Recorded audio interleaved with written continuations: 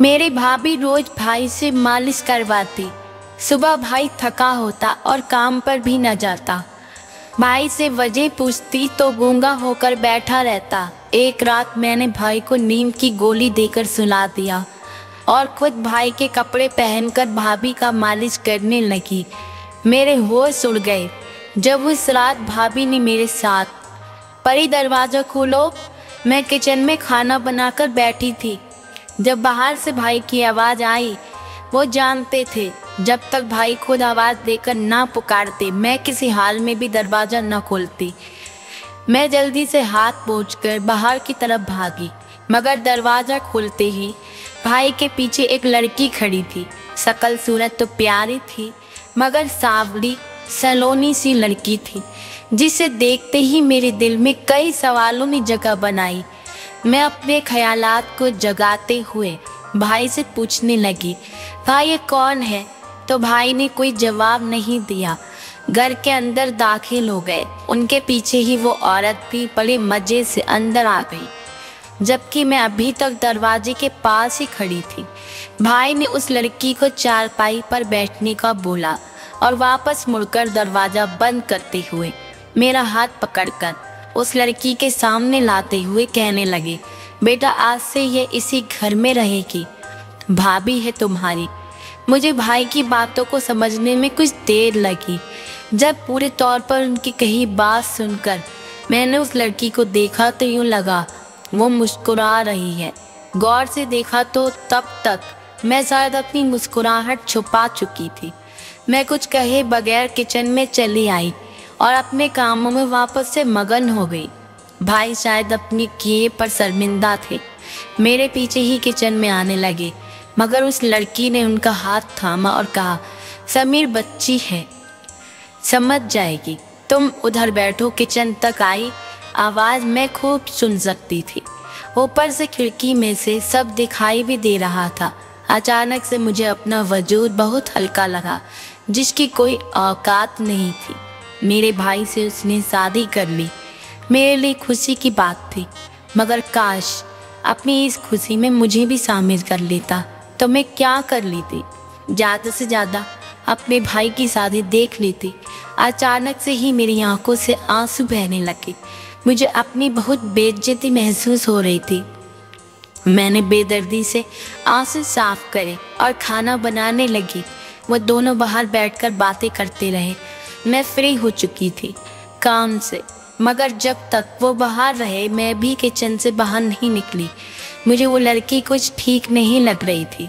वो अच्छी होगी, मगर मुझे उससे अजीब तरह के ख्याल महसूस हो रहे थे, जैसे वो हमारे घराने के लिए अच्छी साबित होने वाली नहीं थी।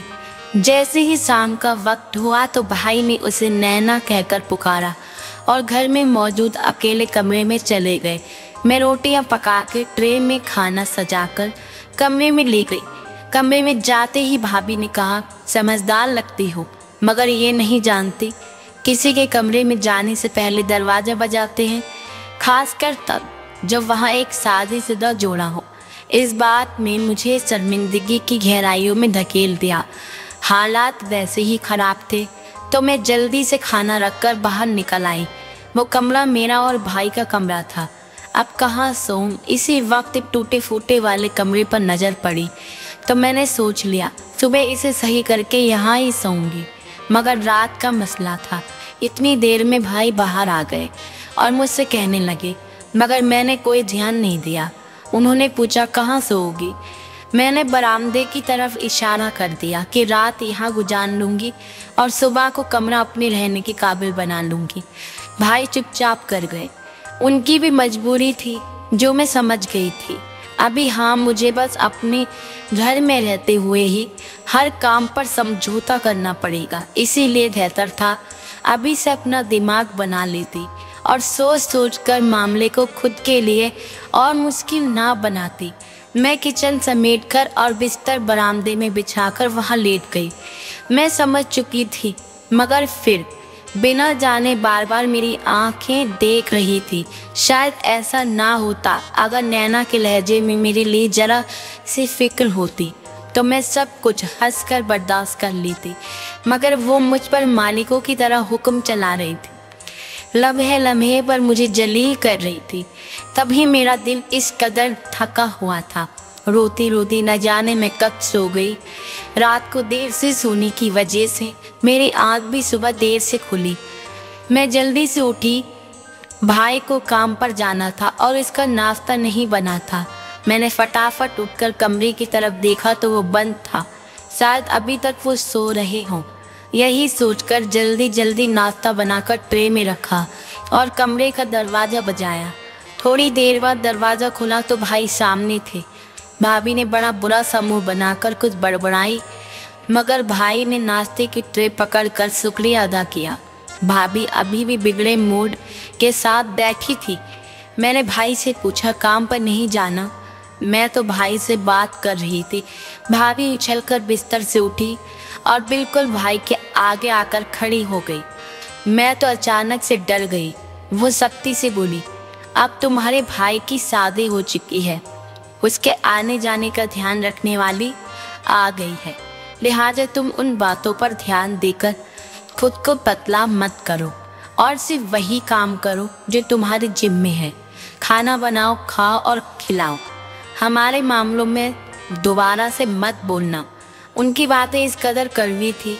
मैंने भाई की तरफ देखा तो वो मिनाते हुए भाभी को चुप करवाते की कोशिश कर रहे थे, मगर उसने भाई की एक नहीं सुनी और मेरे मुंह पर जोर से दरवाज़ा बंद कर दिया। मेरे तो हाथ पांव कांपने लगे और मैं बेजुबान होकर चारपाई पर जा बैठी। समझने की कोशिश करने लगी मेरे साथ अभी क्या हुआ है। काफ़ी देर बैठी रही मगर ना भाई बाहर निकला और ना ही भाभी। सूरज सर पर आ गया था। सारे घर के काम पड़े थे। बैठने और सोच सोच कर कूदने से बेहतर यही था कि मैं उठकर काम सारे समेट लूं। और वैसे भी इस घर में मेरी सिर्फ यही हैसियत रह गई थी।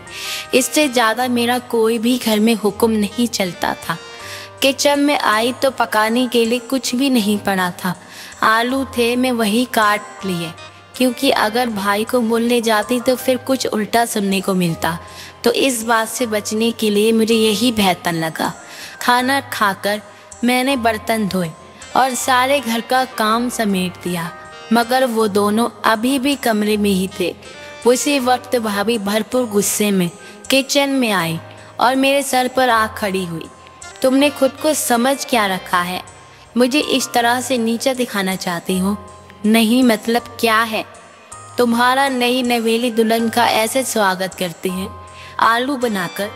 भाभी बाहर खड़ी हैं, मुझ पर चीख पुकार रही थी। जब भाई जल्दी से बाहर आए और भाभी को चिल्लाता हुआ देखकर मुझे वहाँ से जाने को बोला, मैं दबे कदमों से वहाँ से चली आई। जो काम भी कर रही थी उसका उल्टा ही हो रहा था। मैं समझ नहीं पा रही थी कि भाभी चाहती क्या है। खैर, तंग आकर मैंने कबाड़ वाले कमरे की सफाई की और 2-3 घंटा लगातार मेहनत के बाद वो कमरा साफ करने में कामयाब हो गई थी। बाकी पूरा दिन भाई और भाभी कमरे में ही रहते। शाम को दोनों तैयार होकर बाहर चले गए। भाई ने मुझे सिर्फ इतना बताया कि हम देर से आएंगे, कुंडी लगा लेना, मगर भाभी ने तो मेरी तरफ देखना भी गवारा नहीं किया था। पिछले 1 दिन से मेरा दिल बार बार टूट रहा था। अब समझ आ रहा था लोग क्यों शादी के बाद बदल जाते हैं। मैं खुद को बहुत अकेला महसूस कर रही थी। माँ की मौत बहुत पहले हो गई थी, मगर बाबा हमारे साथ थे। उन्होंने हम दोनों को ही स्कूल में दाखिला करवाया था। मैं तो बहुत ही खुशी से स्कूल जाने लगी, मगर भाई अक्सर स्कूल से छुट्टी कर लेता। जब जब बाबा उससे स्कूल न जाने की वजह पूछते तो कभी वो कोई बहाना बना देता तो कभी किसी बीमारी का बोल देता। आखिरकार एक रोज़ तंग आकर बाबा ने पूछ लिया कि तुम स्कूल पढ़ना भी चाहते हो या नहीं। तो उस रोज़ भाई ने मना कर दिया, उसे नहीं पढ़ना और उसे नहीं पढ़ा जाता। बाबा ने भाई को स्कूल से हटवा लिया था, मगर मैं जाती रही। 10वीं क्लास पढ़ी तो बाबा भी हमें अकेला छोड़कर चले गए। वो मुश्किल वक्त था। मोहल्ले वालों ने मुझे बहुत सहारा दिया और वो वक्त भी कट गया। भाई ने मुझे और पढ़ने को कहा तो मैंने मना कर दिया। क्योंकि अगर मैं पढ़ने जाती तो पीछे घर खाली हो जाता और भाई को भी परेशानी होती। मैंने पढ़ाई को अलविदा कह दिया, मगर आज मुझे लग रहा था मैंने गलत किया है। मुझे और पढ़ना चाहिए था। पता नहीं भाभी कितना पढ़ लिख कर आई है तो मुझ पर ऐसे रौब जमा रही है।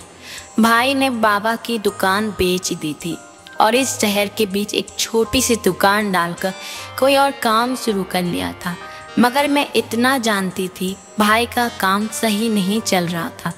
उन दिनों वो बहुत परेशान रहने लगे थे। पहले जिस तरह हाथ से पैसे खर्च किए जाते थे, अब वहाँ सोच सोच कर सब कुछ लाया जाता था। मगर इतना मुश्किल वक्त था तो भाई ने ऐसे मौके पर शादी क्यों की? मेरे दिल में सवाल उठा, मगर साथ ही जवाब दिया गया कि कहीं भाभी की वजह से तो नहीं कारोबार में नुकसान हुआ है। इस बात में इतना दम था कि मैंने यकीन कर लिया। भाई ने कमाई को बीच में रखकर ही भाभी से शादी को कहा होगा। इसीलिए भाभी ने कमाई को देखकर भाई से शादी के लिए हाँ कर दी, जिससे कि वो अपनी ज़िंदगी ऐसे में गुजार चुके। रात के 9 बज रहे थे, मगर भाई को परवाह नहीं थी। पहली बार इस तरह घर में मैं अकेली रह रही थी। खैर इंतजार करते करते बाहर ही सो गई। कहीं 12 बजे जाकर वो वापस लौटे थे। भाई के चेहरे पर शर्मिंदगी थी, मगर मैंने नज़रअंदाज करके उन्हें खाने का पूछा तो भाभी ने मना कर दिया। नहीं, बाहर से खाकर आए हैं। मेरी जिम्मेदारी पूरी हो चुकी थी तो मैं अपने कमरे में आ गई, जहाँ अभी भी एक साइड पर कबाड़ था, दूसरे हिस्से में चारपाई पर अपना बिस्तर बिछा लिया था। अगले दिन सुबह भाई पहले से उठे हुए थे। वो थके हुए लग रहे थे। भाभी अभी तक सो रही थी। मैंने भाई से पूछा चाय बना दूं? तो उसने हाँ कह दिया। मैंने उनके लिए चाय बना दिया और खुद कामों में बिजी हो गई। मुझे लगा था शायद भाई आज काम पर देर से जाएंगे, मगर भाई आराम से बरामदे में बड़ी चारपाई पर लेटकर सो गए। मुझे बड़ी हैरत हुई कि पहले तो कभी काम से ऐसे छुट्टी नहीं की। शायद तबीयत खराब हुई है, यही सोचकर खुद को तसल्ली दी। भाभी उठी तो वो बड़ी खुश लग रही थी। मैं यही समझ के शायद रात को शेयर करके आई हैं, इसी वजह से खुश है। मैंने भाभी को नाश्ता दिया और कोई बात नहीं की, मगर उनका मूड बड़ा खुशगवार था। मुझे पास बिठा लिया, इधर उधर की बातें करने लगी। मुझे बड़ी हैरत हुई कि ये वही लड़की है जो 2 दिन से मेरी बेइज्जती कर रही है। मैं पहले तो उसकी बातों का जवाब नहीं देना चाहती थी, मगर फिर जवाब दे दिया, क्योंकि अगर सुकून हो रहा था तो अच्छी बात थी। दोपहर का खाना भी बन गया, तब जाकर भाई की आँख खुली। मैंने उसकी तबीयत का पूछा तो वो बिल्कुल ठीक ठाक था। खैर बाकी सारा दिन भी ऐसे गुजर गया। शाम होते ही भाभी किचन में मेरे पास आ गई और पूछा, तुम्हारा भाई कहाँ है? तो मैंने कह दिया कि शायद बाहर गए हैं। तो वो चुपचाप करके मुड़ गई और फिर कुछ सोचते हुए बोली, खाना जल्दी से बनाकर मेरे कमरे में रख दो, और कहाँ तुम्हारा भाई आए तो उससे कहना फौरन से कमरे में आए और आकर मुझे दवा दे। बहुत थकान हो रही है। मैंने इस बात में सर हिला दिया कि भला इसे किसी बात की थकान हो रही है। सारा दिन तो बिस्तर पर लेटी रहती है। शायद भाई की हमदर्दी लेना चाह रही है और मेरी बुराई करनी होगी कि तुम्हारी बहन सारा दिन आराम से बैठी रही और मैंने घर का कामकाज किया। मेरे दिमाग में जो बातें आ रही थी उनकी सोचकर खुद को ही बेफिक्र करने में मसरूफ थी। खैर खाना बन गया तो मैंने भाभी को रोज के मुताबिक वो खाना कमरे में रख दिया। वहाँ तो वो अच्छी भली लेटी गाने सुनने में बिजी थी। मुझे इससे अजीब तरह की उलझन महसूस हुई। ऐसा लगा ये भाई को मुझसे छीन लेगी या फिर मेरा इस घर में रहना हराम कर देगी। जो भी था, अपनी सोचों को लगाम डालते मैं बाहर वापस आ गई और जो 2-4 बर्तन गंदे पड़े थे उन्हें धोने लगी। तभी भाई ने दरवाज़ा खटखटाया, साथ ही अपना नाम भी बताया। तो मैंने भागकर दरवाज़ा खोल दिया। उसने जेब से कुछ पैसे निकाल कर मेरी हथेली पर रख दिए और कहा, भाभी को मत बताना, बेटा बस अब जिंदगी है, गुजारनी पड़ेगी, तुम सब्र से काम लेना। मेरी आंखों से आंसू बह रहे थे। भाई मेरे सर पर हाथ रखकर कमरे से चले गए। मैं उन्हें भाभी का पैगाम दे चुकी थी। उसके बाद भाई कमरे से बाहर नहीं निकले। भाभी एक मर्तबा किचन में चाय बनाने आई थी, मगर भाई को मैंने दोबारा बाहर नहीं देखा था। वैसे भी मैं समझ चुकी थी कि भाई पर अब सिर्फ भाभी का हक है। वो मुझे इस घर में रहने दे रही है, इतना ही बहुत है। सुबह उठी तो भाई पहले से ही जाग रहे थे। वो थके हुए लग रहे थे, आंखें भी भारी दिखाई दे रही थी। मैंने फिर चाय बना दी तो भाई ने शुक्रिया कहकर सर पर चादर ढक ली और लेटकर सो गए। अब मुझे लगने लगा था कि भाई ने काम पर नहीं जाना है, मगर उससे पहले पूछता भाभी ने मुझे वहाँ खड़ा देखा तो अपनी जान बचाती मैं किचन में आ गई। अब भाई काम पर नहीं जाते थे। रोज रात भाभी भाई को कमरे में ले जाती, भाई से कहती कि मुझे दबाओ, और भाई सर झुकाए भाभी के पीछे चल देते। सुबह के वक्त वो पहले से जाग रहे होते और बहुत थके होते, लेकिन एक बात अजीब थी। इस बार भाई ने खर्च की कोई बात नहीं की थी, ना ही हाथ खींचा। बड़े दिल से घर का खर्चा भी चला रहे थे। 2-3 हफ्ते लगातार यही होता रहा। एक दिन भाई की बहुत ज़्यादा तबीयत खराब थी। मैंने उनकी तबीयत पूछी और उनका सर दर्द की वजह नींद की गोली चाय के साथ दी और अपने कमरे में सुला दिया। जब भाभी ने भाई को बुलाया तो मैं खुद भाई के कपड़े पहनकर कमरे में चली गई, मगर वहाँ जाकर मेरी रूह कांप गई, क्योंकि भाभी बड़ी जल्दी में लग रही थी। उसने बिस्तर पर एक औरतों वाला कुर्ता निकाल कर रखा हुआ था, साथ ही जेवर और मेकअप भी पड़े थे। वो जल्दी से बोली, जाओ ये कपड़े पहन लो और यहाँ आओ, तुम्हें तैयार कर दूँ। आज बड़ी बोली लगेगी, जानते हो एक शादी है, वहाँ उन्होंने काफ़ी किन्नर को बुलाया है, तुम्हें भी अच्छे खासे पैसे मिल जाएंगे। और हाँ, ये बाहर का दरवाज़ा बहुत शोर करता है, कल इसमें तेल भी डाल देना। मेकअप रखते हुए भाभी लगातार बोलती जा रही थी, जबकि मैं अपनी जगह गूंगी थी। कोई जवाब न पाकर भाभी ने पीछे देखा तो वो चुप की चुप रह गई, क्योंकि मेरी पूरी रंगत ने बता दिया था। मैं हर बात सुन चुकी थी। मैं चुपचाप बाहर निकल आई और पूरी रात रोती रही कि कैसी औरत मिली है मेरे भाई को, जो अच्छे खासे मर्द को किन्नर बनाकर उससे भीख मंगवाती है, शादियों पर नचवाती है। सारी रात रो रो कर ऊपर वाले से दुआ मांगी। सुबह जब भाई की आँख खुली तो मैंने साफ साफ पूछा, क्या ज़रूरत है अपनी अच्छी भारी दुकान छोड़कर किन्नर बनने की? तो वो रोने लगा। मेरा भाई ज़िंदगी में पहली मर्तबा मेरे सामने रो रहा था। कहने लगा, मैं मोटरसाइकिल पर जा रहा था, नैना की माँ अचानक मेरे सामने आ गई और वो मर गई। उसने मुझ पर कत्ल का केस करने की धमकी दी, साथ ही 10 लाख रुपए भी मांगे। मैं कहाँ से दे सकता था, तो उसने मुझसे शादी कर ली। अब ये रोज़ रात मुझे किन्नर बनाकर पैसे कमाने भेजती है। मैं अपनी इज्जत का जनाजा खुद उठाते हुए देखता हूँ, मगर मैं थक गया हूँ सच छुपाते छुपाते। मैंने भाई को कहा, अगर किसी लड़की की माँ मरे तो वो ऐसे खुश और बेफिक्र नहीं होती, ये ज़रूर झूठ बोल रही है। भाई के बताने के बावजूद हम इसी जगह गए जहाँ ये सब हुआ था।